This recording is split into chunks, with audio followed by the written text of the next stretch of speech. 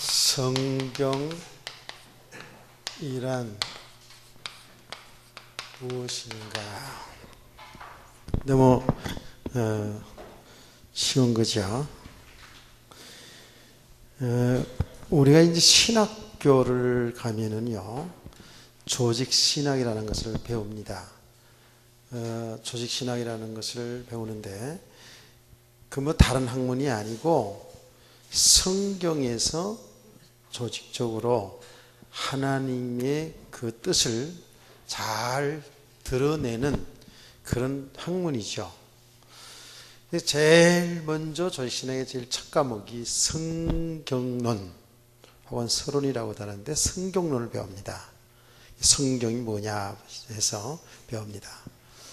그 다음에 신론, 하나님이 어떤 분인가. 이제 그 다음에 인간론, 인간의 타락한 인간에 대해서 이제 배우게 됩니다. 이제 그리고 구원론, 기독론. 이제 인간이 구원받아야 되잖아요. 그 구원받으려면 그리스도를 믿어야 되잖아요. 그래서 기독론, 그 다음에 구원받은 성도들이 가장 중요한 건 교회죠. 교회론. 우리가 교회를 섬기면서 교회를 통해서 복음운동을 하다가 결국은 우리는 언젠가 지구의 종말이 오든지 내가 먼저 가든지 종말이 오잖아요. 그래서 종말론,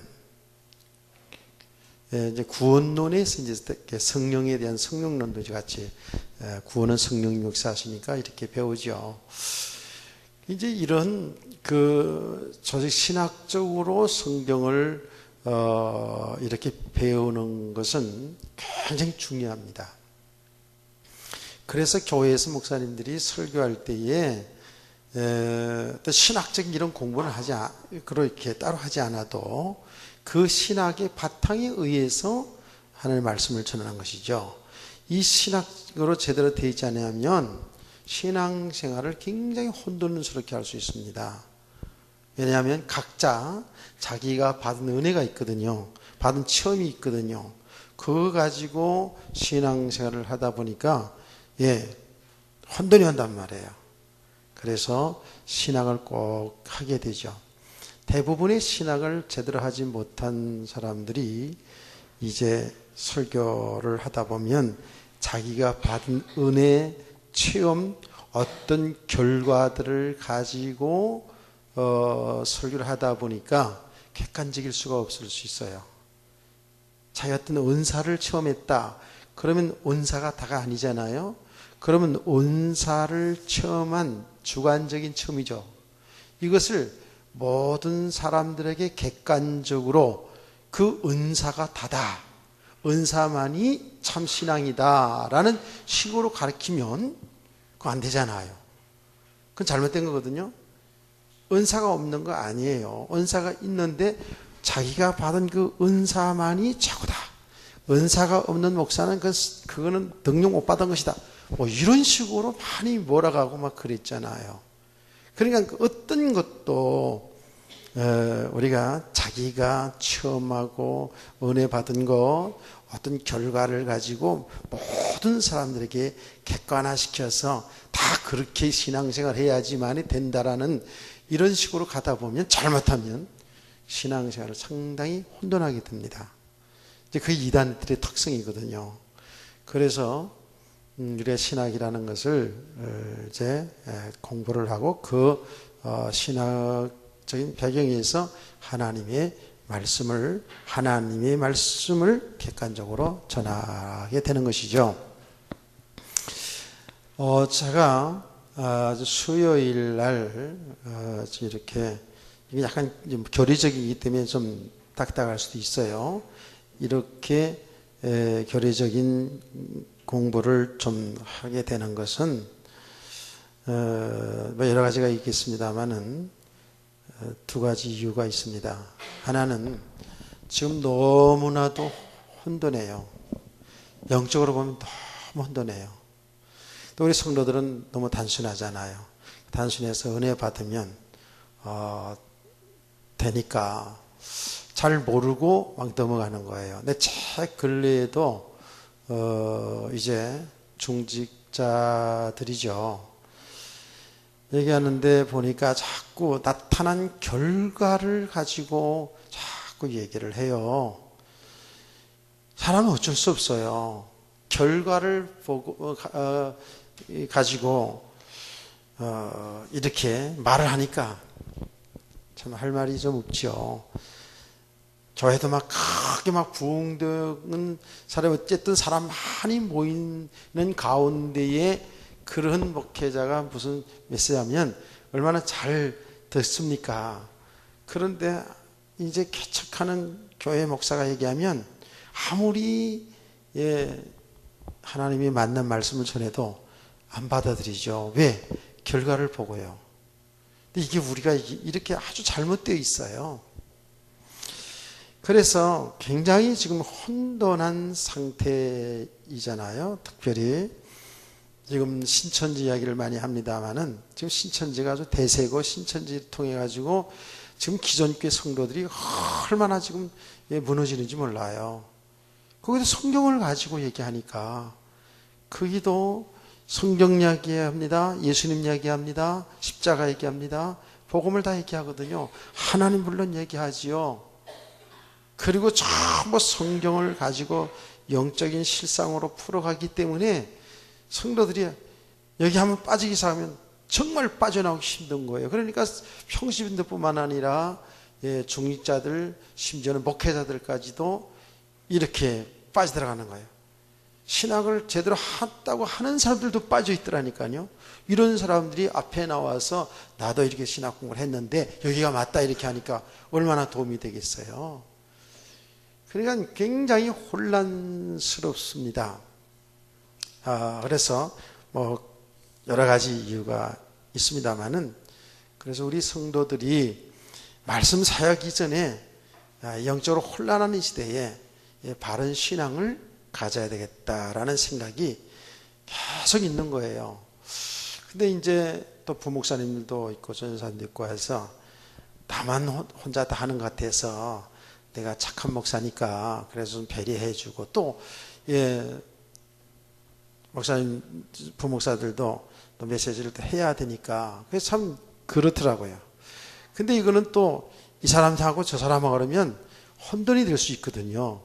그래서 아무래도 내가 쭉 좀 해야 되겠다 싶은 생각이 들어서, 저도 이제 사실은 목이 상당히 많이 아픈데 한 주간 동안 많이 쉬고 이제 주일날을 지금 원통 다 놓으면 원통 다 쏟아놓고 한 주간 동안 또 이렇게 좀 말을 아끼면서 지나고 그랬는데 안 되겠다는 생각이 좀 들었어요. 그래서 이렇게 하는 겁니다.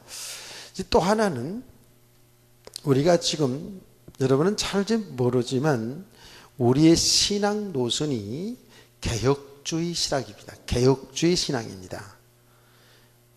이런 좀 신학적인 그런 내용들이기 때문에 잘 모르지요, 성도들은. 그래서 신앙생활 잘하면 되니까요.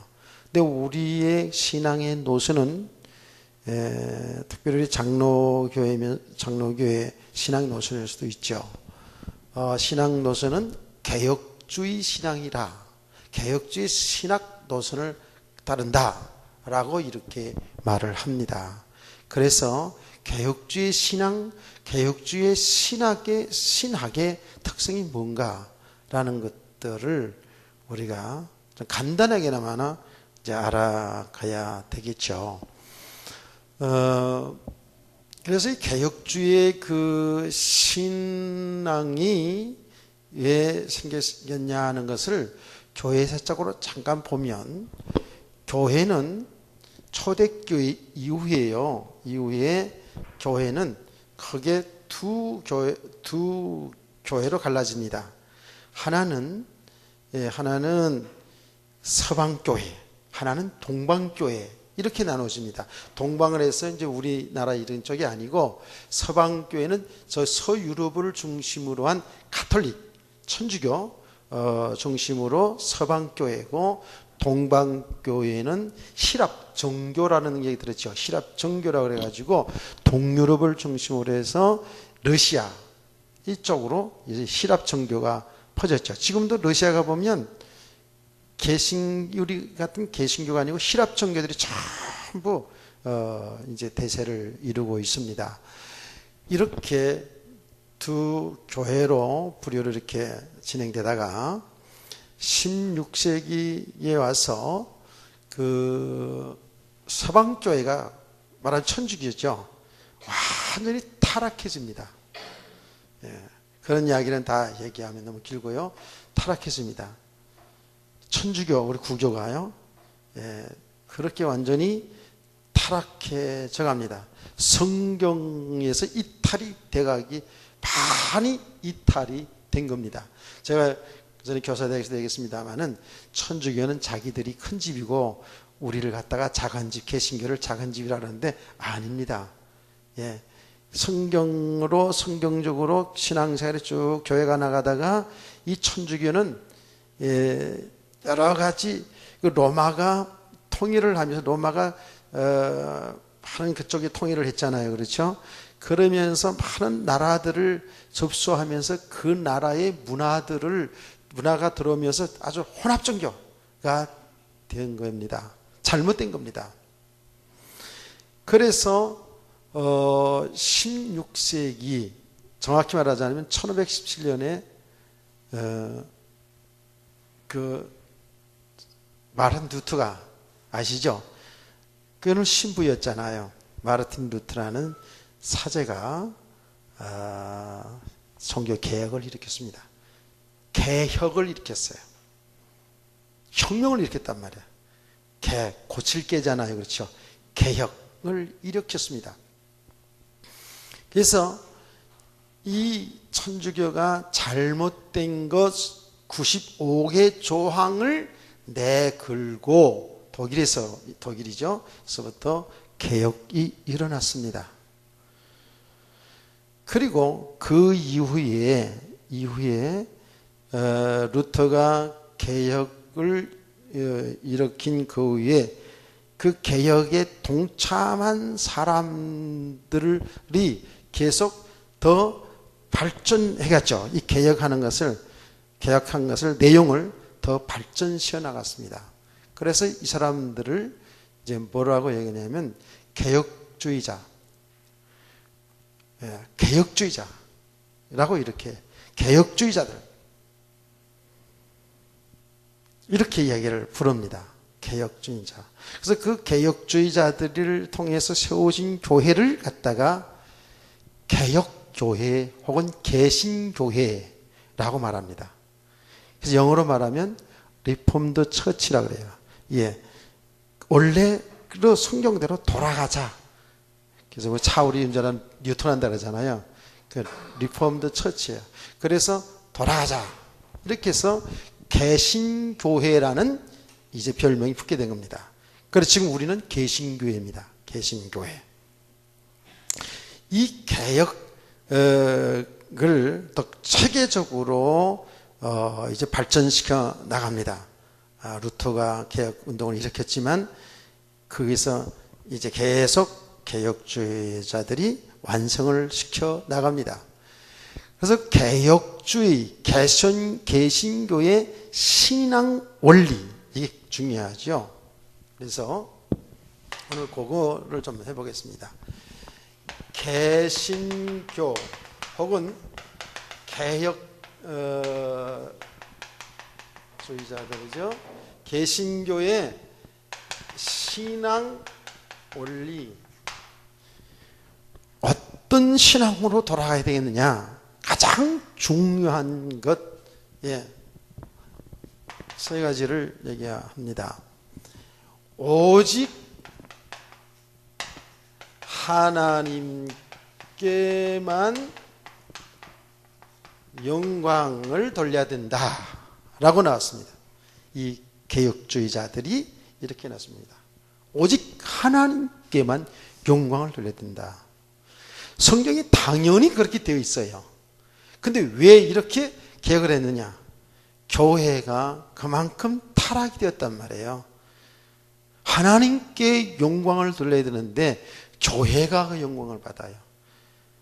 교회 중심인 사제들이, 교황이 그 영광을 가로채는 거예요. 하나님의 영광을 가로채고 있었단 말이에요. 여러분, 중세교회, 이 교회사를 보면 교회사가 역사잖아요. 그렇죠? 서양사, 서양의 역사란 말이죠. 얼마만큼 교황들이 권위가 있었느냐, 힘이 있었느냐 하면은 교황이 왕을 임명했습니다. 그 얼마나 힘이 있는지 알겠죠? 그런 교황이 엄청난 그 권력, 권세를 가지고 이제 세상을 다스렸어요. 그래서 어느 정도로 이제 교황들이 힘이 있었냐 하면 교황 보좌 무엇이라는 말까지 나올 정도로 힘이 있었어요. 그 말이 뭐냐 하면 교황이 교황의 자리에서 말하는 것은 오류가 없다라는 겁니다. 그 말이 뭐죠? 하나님이 자리에 앉은 거예요. 하나님과 동등되게 여겼다니까요. 얼마나 여러분 그 권위가 대단했나 보세요. 교황이 말하는 건 한마디로 말하면 교황의 자리에서 말하는 것, 꼭 의자에 앉아서 하지 않더라도 교황의 권위로 말하는 것은 그건 오류가 없다는 거예요. 그래서 우리가 성경을 말할 때에 성경은 정확무오한, 아무 오류가 없는 하나님의 말씀이다라고 이렇게 정의하거든요. 근데 교황이 이렇게 높아져서 교황이 얼마나 영광을 받는지 몰라요. 야, 대단하잖아요. 지금도요. 그냥 그 나이 많은 교황이 손 한번 흔들어주면 다 병 가잖아요. 그냥. 예. 거의 신적인 존재예요. 이렇게 된 거잖아요. 그래서 이 카톨릭은 여러분 아셔야 되는 게 뭐냐면 성경보다 교회의 권위가 더 위에 있습니다. 성경보다. 우리 개신교의 신앙은 성경이 최고의 권위인데 이 구교는 성경보다 교회가 더 위입니다.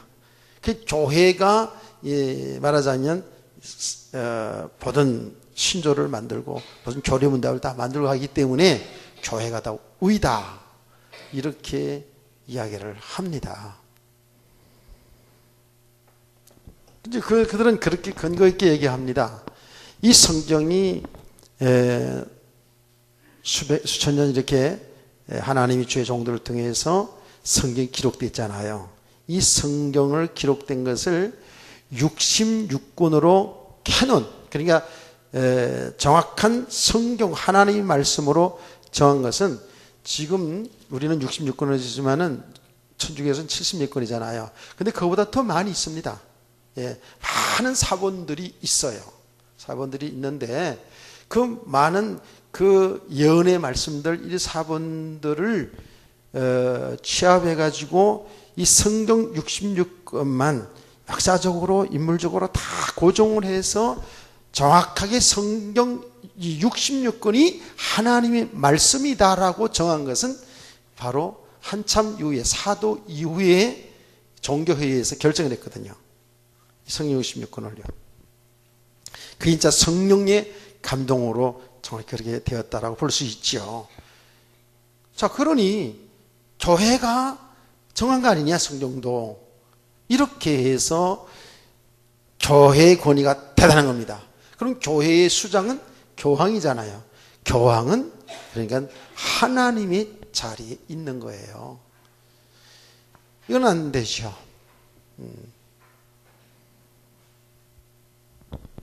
그러니까요, 천주교에서는 신부라 그러잖아요. 신부.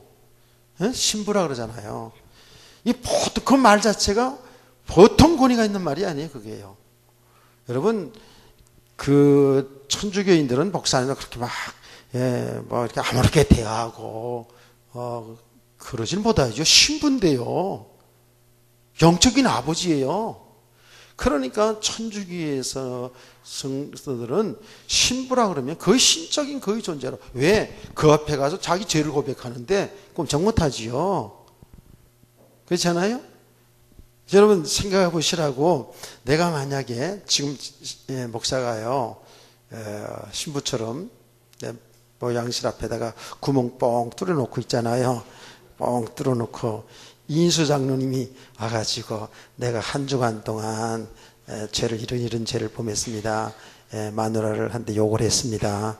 뭐 그럴 거 아니야. 이제 다 이해한다고요. 그러면 내가 다 듣잖아. 그 안에서 내가 누군지 다 알잖아. 다 알고 있잖아요. 그렇죠? 우리 한번 그렇게 해볼까요? 재밌을 것 같아. 그 신부들이 복장 터지는 거야. 그러니까 내 친구도 동창도 하는 신부 있었는데 매일 술 마시고 매일 담배 피우고 꼴토야 완전히 그냥.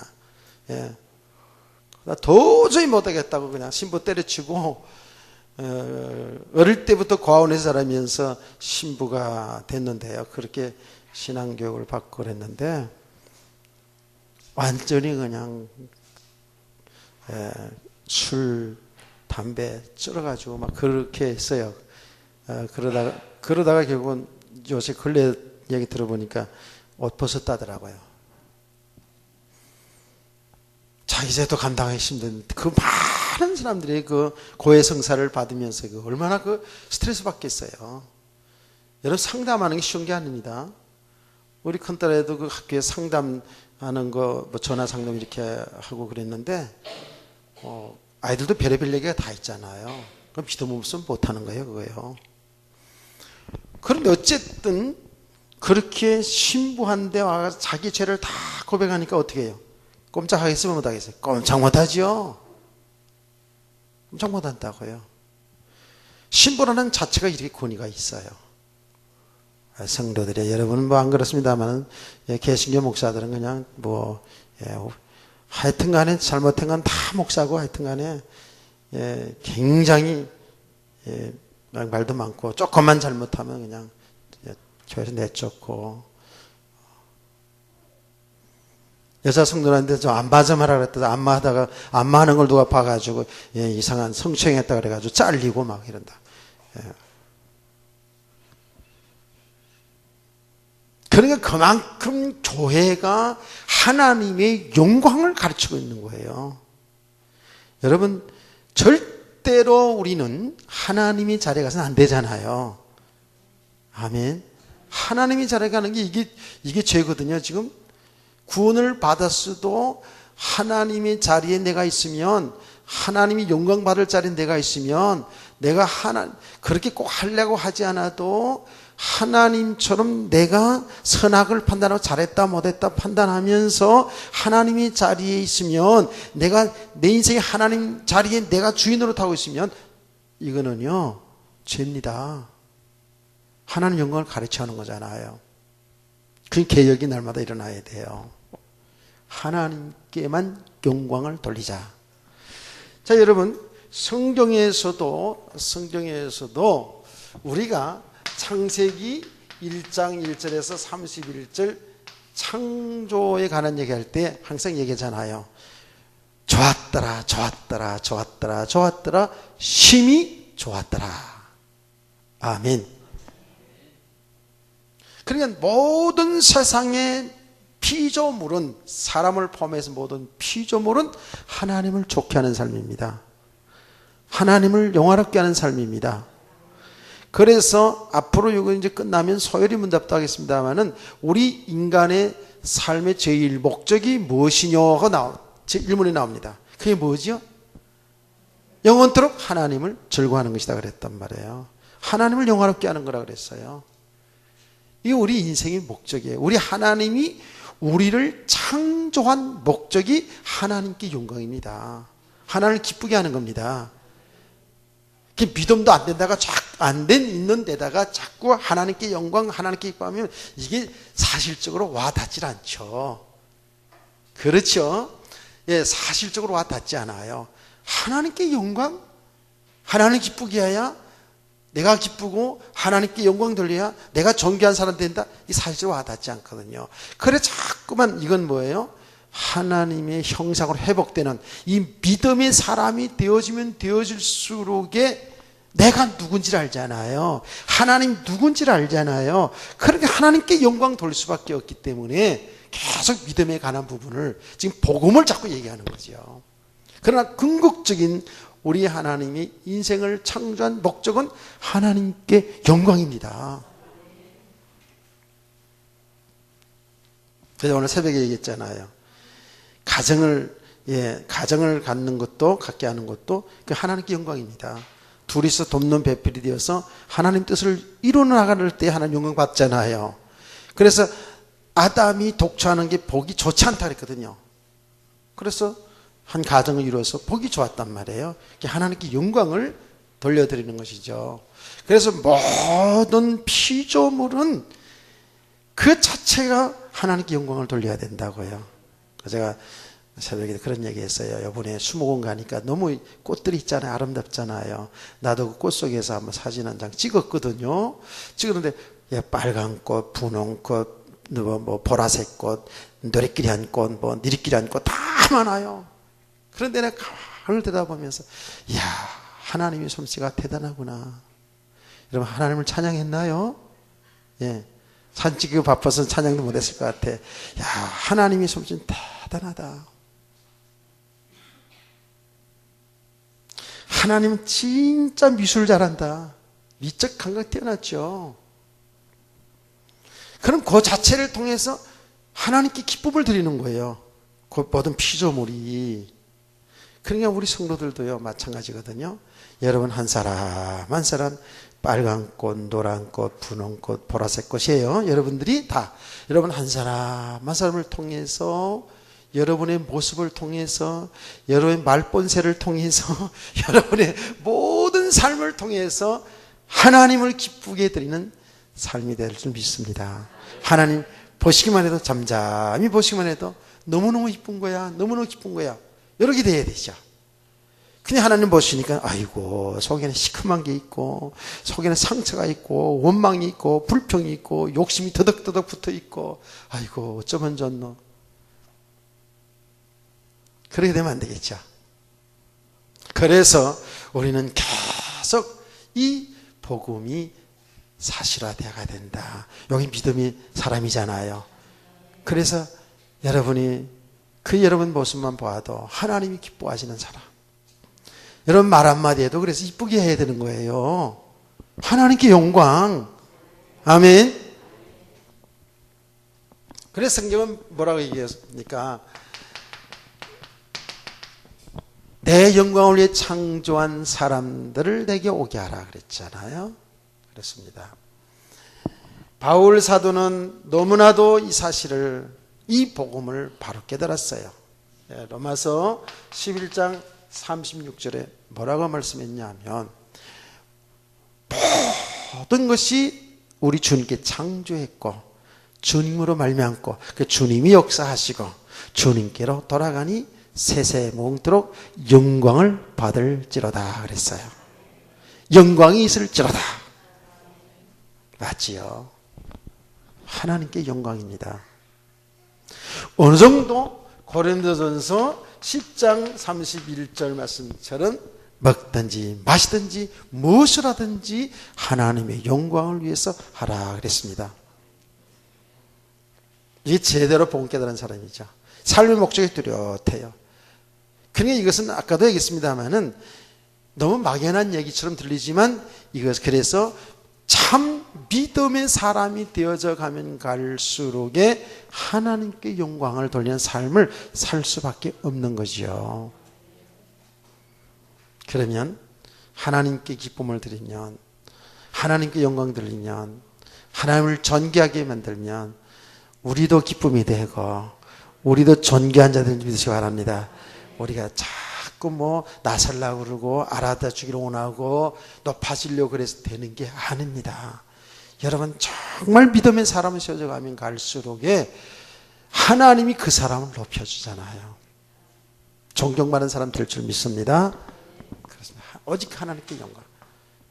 이게 우리 개신교의 신앙 원리예요. 개혁주의 신앙 원리입니다. 우리 성도들 꼭 명심하시기를 바랍니다. 두 번째로 이 개혁주의 신앙 원리는 뭐냐면,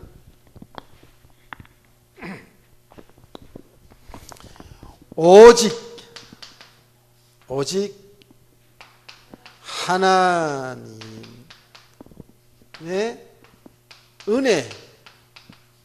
은혜라서 오직 하나님 은혜. 그래서 오직 은혜. 하나님 안 빼도 이러면 알죠? 오직 은혜라고요. 오직 하나님이 은혜. 이거를 내셨습니다. 오직 하나님이 은혜입니다. 저와 여러분 하나님의 은혜 아니면 살아갈 수가 없어요. 창조를 그렇게 했어요. 우리를 하나님으로 만들지 않았잖아요. 우리 인간을 피조로 만들었는데 그 인간 창조를 보면 하나님의 은혜 아래 살도록 창조된 거예요. 그리고 하나님과 완벽하게 교제하면서 하나님의 뜻을 알고 하나님의 그 은혜 속에 살아가도록 우리를 창조했습니다. 우리 인간은 하나님의 은혜 아니면 살아갈 길이 없어요. 전적으로 하나님의 은혜 속에 살아가는 거예요. 아멘이죠. 우리 아저씨 무슨 말인지 알겠나요? 하나님이 축복해서 산다고요. 담배 많이 피우시던데 많이 피우면 안 좋아요. 하나님 영광 가려워요. 하나님의 은혜. 자, 일단은 여러분, 저와 여러분이 너무 잘 아는 말씀, 에베소서 2장 1절에서 8절 말씀 잘 알죠? 에베소서 2장 1절 3절 말씀 보면 2장 1절에 3절 말씀 보면 우리 인간은 죄를 범함으로 완전히 타락했는데 상태가 완전히 저주 아래 있어요. 인간이 살아있지만 육체로 살아있지만은 영적인 상태는 어떠냐? 하나님 떠나 있는 상태는 그 죽음의 상태입니다. 육체로 살아있지만은 그 영적인 상태는 죽어 있는 상태예요. 영혼은 죽어 있는 상태예요. 그래서 어떻게 했다고요? 죽었던 너희를 살렸다라고 이렇게 결론적인 부분을 말하고 나서 그 죽었던 상태가 어떤 상태냐를 2절 3절에서 정확히 말하잖아요. 세상 풍속을 따라 살았어요. 공중것에 잡은 자를 따랐다 그랬어요. 공중것에 잡은 자는 누구예요? 마귀의 종로를 타고 살았다는 거 아닙니까? 영적으로 죽어 있는 상태의 인간의 삶의 모습은 완전히 마귀의 종로로 타며 살아가는 삶이었어요. 그 모든 것이 다 그 안에서 잘하고 못하고 훌륭하고 훌륭치 않고 배운 지식 가지고 살던 세상의 윤리 도덕 풍속 가지고 살던 그 모든 것은 전부 다 마귀 종로로 타는 인생이었어요. 그리고 육체의 욕심을 따라서 전부 하나님 없으니까 어때요? 인간이 하나님 은혜 받고 하나님이 축복 속에 살아야 되는데 하나님 모르니까 하나님 믿지 않으니까 어떻게 해요? 완전히 내 육신의 배경사 아니면 살아야 되잖아요. 육체의 욕심을 따라 살았어요. 그게 본질상 진노의 자녀예요. 우리의 진정한 본질은 하나님의 형상인데 범죄함으로 말미암아서 우리 본질이 어떻게 됐냐? 본질상 진노의 자녀로 이렇게 바뀌어졌던 거예요. 여기서 빠져나올 길이 없는 거예요. 이걸 갖다가 세상의 사람들은 뭐라고 얘기한다고 그랬죠? 세상 사람들의 말로는 운명 혹은 팔자, 이렇게 놔도 팔자, 이렇게 놔도 팔자, 이렇게 놔도 팔자. 그러니까 빠져나올 길이 없던 거예요. 거기에 4절 말씀 뭐라고 그랬죠? 하나님의 은혜로 구원을 받았다 그랬습니다. 하나님의 은혜로. 하나님의 은혜는 값없이 주신 선물이에요. 그래서 에베소 2장 8절 말씀을 다 같이 한번 믿음으로 한번 고백해 보세요. 시작. 너희가 그 은혜로 인하여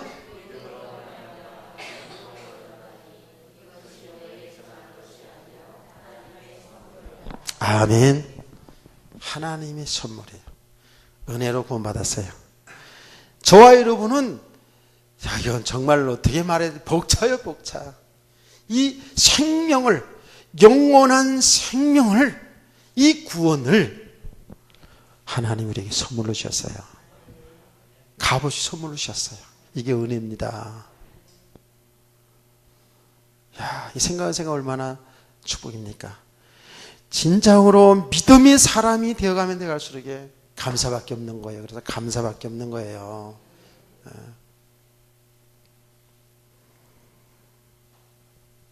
감사하십시다.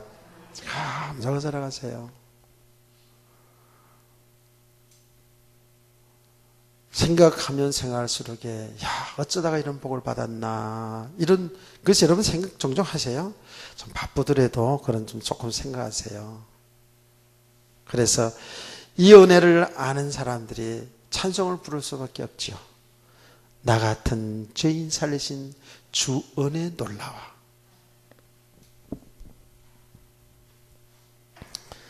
찬송이 있기를 원합니다. 자, 우리가 이렇게 구원받은 게 하나님의 은혜인데 우리가 살아가는 모든 삶이 이건 하나님의 은혜로 살아가는 겁니다. 작은 삶, 큰 삶. 제가 이제 육신적으로 표현하기를 작은 삶, 큰 삶이라 말하지만 작은 것도 큰 것도 하나님은 온전한 축복이에요. 아멘. 복음, 이 은혜는 요만큼 이게 아니고 우리가 완전한 축복받는 거예요. 은혜를 받은 거예요. 완전 복 받은 거예요. 우리가 복음을 깨달은 과정 속에서 조금씩 깨달아 간다고 얘기하지만 사실은 그리스도를 알아간다는 것은 뭐냐면 그리스도는 완전한 겁니다. 우리가 완전하게 늘 복음을 받고 있는 거예요. 생명을 얻어가고 있는 거예요. 은혜를 받는 거라고요. 모든 삶이 하나님의 은혜. 이 자리에 나온 것도 하나님의 은혜입니다. 아무래도 조금 광고 듣고 좀 명심했다가 나오신 분들 있을 거예요. 광고를 하거나 말거나 우의독경이라. 우의독경이 뭔지 아세요? 우의독경. 소귀에다가 경읽기. 소귀에다가 경읽기. 소귀에다가 아무리 불경 얘기하지 말고 성경 얘기하자고. 아무리 성경 얘기해도 손은 뭐 듣겠어요. 이거 왜 간지럽지 오늘? 이러겠지.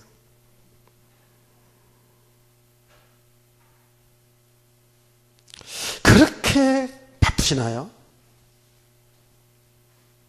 하나님을 주인으로 믿는다면서요. 하나님이 역사하시면 될 텐데. 물론 진짜 바빠서 못 올 수도 있어요. 진짜 어려워서 못 올 수도 있어요. 난 그거 얘기하는 게 아니에요.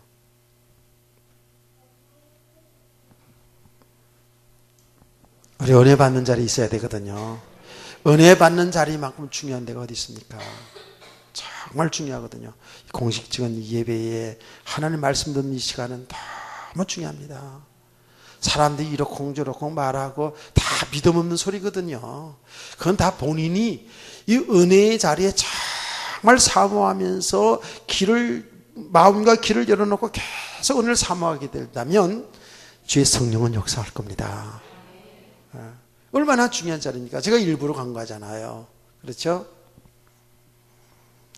여기 온 것도 이게 하나님 은혜고, 우리 조금 순종의 사랑은 또 하나님 은혜고, 헌신하는 것도 하나님 은혜고, 우리가 살아가는 모든 것이 다 하나님이 주신 거라고요.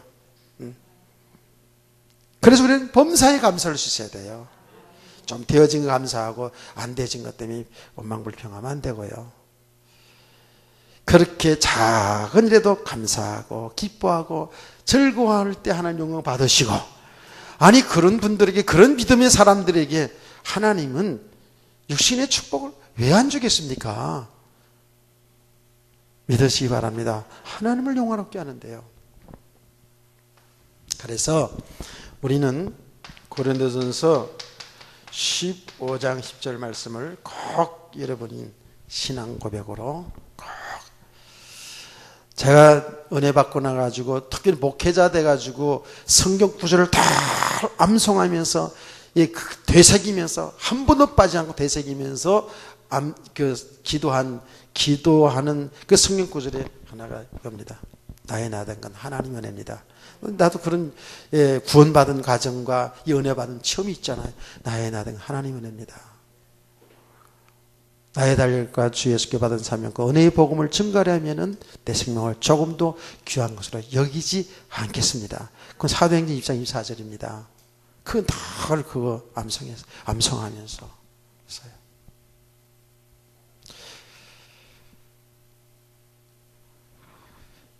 내가 살든지 죽든지 그리스도로만 존귀되기를 원합니다. 예. 빌보 2장의 1절 말씀이죠. 그 말씀을 큰 집에는 은거로 근거로 질거리 있는데 깨끗한 그릇을 하나님 쓰신다 그랬거든요. 그래서 전에는 이제 육신적으로만 이렇게 생각했는데 영적으로 보면 정말 복음의 사랑, 이제 그런 것들을 항상 생각하면서 이제 했었는데요. 이거 중요합니다. 나의 나 된 건 하나님의 은혜입니다. 내가 다른 사도보다 더 수고했어도 내가 한 게 아닙니다. 이거 항상 여러분 기억하시면서 기도하시면서 자기를 발견하시기 바랍니다. 여기 복음 찾아가는 정말 중요한 겁니다. 우리는 조금 신앙생활도 삶도 되어지면 내가 한 것처럼 얼마나 내가 영광 받으려고 그러는데. 어제도 어느 목사님하고 식사를 하면서 쭉 이야기를 하는 과정 속에서 그런 얘기들을 많이 나눴어요. 이제 우리 또래 되면 교회 굉장히 크게 또 말하자면 목회적 성공하는 사람도 있거든요. 그런데 또 오랫동안 했는데도 아직도 그냥 방황하는 또 그런 어려움 당하는 친구들도 있고요. 어려움 당하는 친구들 어디 나가서지도 않고 이제 60이 지난 때에 그래도 교회도 크고 교인 수 많고 그러면 어디 떳떳하게 딱 나타나고 한번 팍팍 쓰기도 하고. 그런데 이제 사역의 어려움 가운데 아직도 작은 교회 속에 있으면 나서지도 못하고 주눅들어 있고. 근데 세상의 사람들이 그렇게 처음 보이는 결과 가지고 평가를 하니까 해버리니까 그렇게 안 될래도 막 주눅 들고 그러면 비교의식 생기고 그렇단 말이에요. 그런 이야기를 좀 하더라고요. 그래서 나 봐라 내가 얼마나 당당하나. 나 교회 작아든 하나도 주눅 안 들잖아. 그래서 그런 얘기 제가 했어요. 사실이거든요. 주눅 들고 한 개도 없거든요. 하나님이 하신 것이지 뭐 요만큼도 하나님이 하신 것이고 뭐 크게 만약에 했다 앞으로 또 하나님이 하시면 하나님이 하실 것이지. 아멘. 그냥 너무 우리 주눅 들고 살거든요. 여러분 성도들도 그렇거든요. 자꾸 비교의식 생기고 막 이러거든요. 아니다고요. 하나님이 은혜 주시는 만큼 하는 거예요. 아멘. 하나님 오직 하나님의 은혜입니다. 하나님의 은혜. 이 하나님이 주신 은혜를 여러분 계속 지속하시길 원합니다. 이 은혜 속에 살기 원합니다. 그래서 다 감사하면서 기뻐하면서 안 된 건 안 된 것 속에서 감사하시고 된 건 된 것 속에서 감사하세요. 우리가 지금 메시지를 영적인 사실을 깨달다 보니까 어떻게 해요? 정말 우리 육신은 어쩔 수 없이 하나님을 사랑하시기 때문에 하나님 나를 통해서 하시고자 하는데 나를 믿음의 사람을 세우고자 하는데 고난을 통해서 어려움을 통해서 이 축복을 알게 하시잖아요. 그러니까 우리는 범사에 감사할 수 있어야 돼요. 모든 것이 지금 하나님이 하시는 그 일 속에서 나를 세워나가고 있고 나를 통해서 하나님을 나타내고 있잖아요. 근데 감사하게도요. 그렇게 조금 제가 이제 영적인 사실 속에서 이제 깨달아가잖아요. 그것이 지금 뭐 하루 이틀 된 게 아니고 쭉 신앙생활 하면서 신학교 다니면서 지금까지 쭉 오면서 말하는 경륜이 쌓인 거잖아요. 쌓여가면서 이제 이렇게 깨달아가는데 그때 친구 목사님이 잠깐 식사하고 무슨 의논할 일에서 또 교회로 왔더라고요. 왔는데 이런 이야기를 쭉 하다 보니까 자꾸 더 해달라는 거예요. 자꾸 3시간 얘기했다니까. 나는 목을 아껴야 되는데 오늘 설교 때문에 목을 아껴야 되는데 자꾸 얘기해달라요. 또 해달라고. 그리고 자꾸 질문을 하는 거예요. 질문 던지는 거예요. 그래서 3시간 얘기하면서 앞으로 좀 자주 만나자고. 내가 냉면 좋아하는 줄 아니까 냉면 자주 사준다고. 자주 만나자고.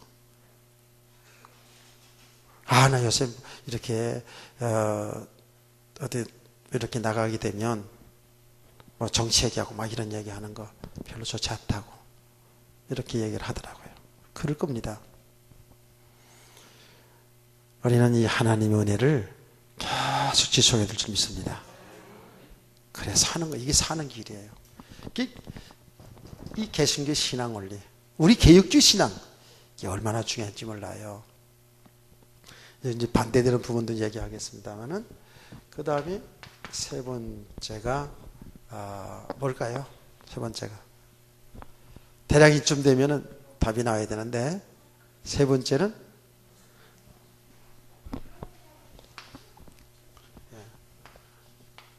오직 하나님의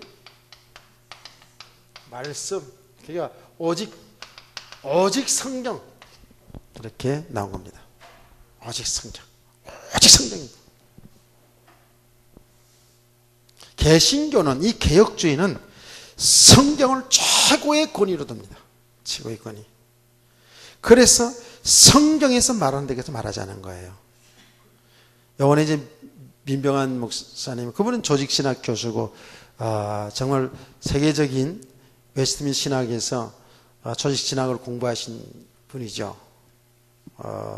우리 장로교의 신학하면은 미국에 있는 웨스트민스터 신학이 알아줍니다. 그래서 제가 성신대학원 다닐 때 그 교수들이 웨스트민스터 그 출신 교수들이 많이 있었어요. 그리고 화란, 이 개혁주의 본산지인, 개혁의 본산지인 화란에서 공부하신 분들이 이제 우리를 가르치셨는데, 그 민병환 목사님 웨스트민스터 출신이거든요. 신학적으로 굉장히 훌륭하시죠. 요번에 와서 이제 인간론을 공부하면서 그 많이 얘기한 부분이 뭐냐면 성경의 권위를 얘기를 많이 하시더라고요. 성경에서 말하는 데까지, 성경에서 말하지 않는 건 추론하지 말자. 잘못 성경에서 말하지 않는 부분을 이야기하다가 이단으로 걸려든다. 우리 가운데서, 이제들 가운데서 조금 이런 부분들이 있잖아요. 그렇죠? 그래서 이런 부분들을 잘 얘기해 줘서 참 고맙지요. 오직 성경입니다. 그래서 개혁주의 신앙이 뭐냐? 성경에서 가라면 가는 것이고, 서라면 서는 것이고, 돌아서면 돌아서는 것이다. 이게 개혁주의 신앙이다. 이렇게도 얘기합니다. 오직 성경입니다. 자, 여러분, 이 오직 성경에 대한 것을 다음 시간에도 하겠습니다만은, 우리는 오직 성경 그럴 때에 가장 중요한 부분을 여러분이 뭐라 했냐면, 하나님이 성경 말씀을 주신 것은 여러 가지 많은 부분들이 있지만은 가장 중요한 것은 망하게 된 하나님 형상으로 창조해서 하나님 안에 축복을 누리고 살도록 창조한 우리 인간이 망하게 됐잖아요. 멸망하게 됐잖아요. 그래서 하나님은 우리를 어떻게 해요? 구원하시는 겁니다. 오직 하나님의 말씀은 가장 중요한 주제는 구원입니다. 구원. 하나님은 지금도 구원하시는 그 일을 지금도 하고 계십니다. 성경을 그래서 구원사적으로 보아야 되는 거예요. 구원하는 역사입니다. 오직 구원하는 길은 뭐예요? 오직 구원하는 길은 뭐예요? 예수 그리스도입니다. 오직 예수 그리스도만이 구원의 길입니다. 이게 성경이 처음부터 끝까지 하는 말씀이잖아요. 그래서 성경은 처음부터 끝까지 그리스도를 통해서, 하나님이신 그를 통해서 만물이 창조되었고, 그리스도 안에 생명이 있고, 그리스도로 말미암아 또 우리가 구원을 받는다는 것을 처음부터 끝까지 그걸 얘기하잖아요. 그래서 예수님이 뭐라 했어요? 성경은 나에게 대 쓴 글이라고 얘기했잖아요. 그래서 절대로 다른 이름으로 구원받을 수가 없다라고 사도행전 4장 12절에서 베드로가 너무 잘 말했죠. 잘 깨달았죠. 그럼 예수님이 직접 말씀했잖아요. 내가 곧 길이요 진리요 생명이니 나로 말미암아 자가 아버지께 올 자가 없느니라 했거든요. 그래서 오직 성경, 이 성경의 가장 중요한 하나님의 뜻이 뭐냐면 구원이거든요. 구원받는 길은 예수 그리스도, 오직 예수 그리스도 한 번을 우리가 바로 알아가면 됩니다. 아멘. 우리가 참 믿음은 하나님이신 그리스도를 알아가는 것이 우리 눈에 역사 속에 오셨던, 사람들이 볼 수 있는 모습으로 오셨던, 역사 속에 오셨던 하나님이신 예수 그리스도를 바로 아는 것이 우리 믿음입니다. 자, 그건 나중에 더 자세히 얘기하고요. 성경에 하나님, 오직 성경 하나님 말씀인데요. 성경을 구원과 우리의 삶을 얘기하는 거죠. 구원과 삶에 대해서. 삶의 내용은 하나님 영광인데요. 오늘 디모데후서 3장 16절 17절 말씀이 자세히 나오잖아요. 구원과 우리를 하나님의 사람을 온전케 하시는 것이 성경이거든요. 이 삶은 성경에서 말하는 삶은 어떤 것이냐? 여러분, 믿음입니다. 믿음. 하나님 말씀 믿음으로, 하나님의 삶 세계를 믿음으로 사는 삶이라요. 그래 하나님께 영광 돌리는 거예요. 그래서 이 믿음으로 살지 않는 것은 바로 성경 죄라고 얘기하거든요. 우리가 이 부분을 놓치지 않기를 원합니다. 믿음으로 사는 삶. 이 성경은 하나님, 지금 살아계신 하나님 말씀이거든요. 이 말씀을 믿고 이 말씀을 순종하여 살아가는 것이 성도의 삶을 믿으시기 바랍니다. 믿음이 들어오면 하나님의 말씀을 순종하게 되겠죠. 순종해야 구원받고 순종해야 축복받고 이게 아니고, 그래서 이 믿음이 중요해요. 믿음이 없이는 하나님을 어떻게 해요? 기쁘시게 할 수가 없다고 했어요. 우리의 삶 자체는 아까 얘기했죠. 하나님께 영광인데 믿음이 없이는 하나님을 기쁘시게 할 수가 없어요. 그래서 믿음의 사람. 그래서 하나님은 계속 우리를 믿음의 사람으로 세워가고 있는 것이죠. 그래서 오직 하나님께 영광, 오직 하나님의 은혜, 오직 하나님의 말씀, 성경, 이것이 개혁주의의 신앙이 올려와요. 이게 이런 슬로건을 내세워서 뭡니까? 잘못된 교회를 개혁을 해나갔습니다. 여기에 모든 것이 연결되어 있습니다. 그래서 두 번째로는 개혁주의의 말하자면 개신교 혹은 개혁주의의 신학의 특성이 있습니다. 신학의 특성이 있는데 이걸 아까 낮 시간에는 하다가 시간이 많이 지나가서 말았어요.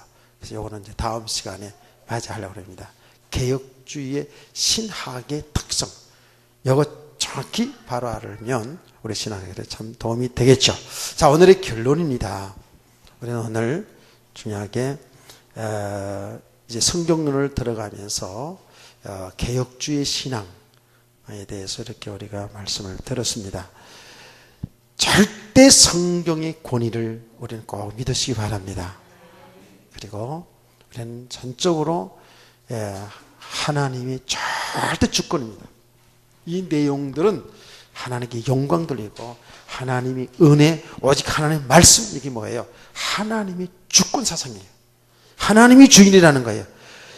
이 역사의 주인이 하나님이요, 우리 인류의 주인이 하나님이고 나의 주인이 하나님이라는 거예요.